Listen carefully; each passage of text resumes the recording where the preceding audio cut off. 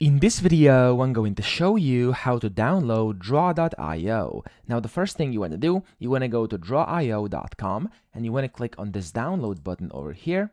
And this is going to take you all the way to GitHub, where at the very top, where you can see the release notes, you can see the Windows installer and then the Mac OS as well. Over here, you also have the options to install it to Linux. So if you want that, you can go ahead and click on these buttons as well. But if you use Windows or Mac OS, you can click on either of these two. And whenever you click on any of these two, it's going to just download. So for me, this was for Windows. It's currently downloading. There we go. And when it downloads, just open it up.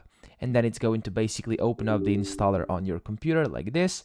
There we go. You simply have to press the install button and then you're ready to go. You'll be able to start using Draw.io on your computer whenever that installs. So that's pretty much it. I hope this video helped you out. If it did, please subscribe to the channel and help me out as well.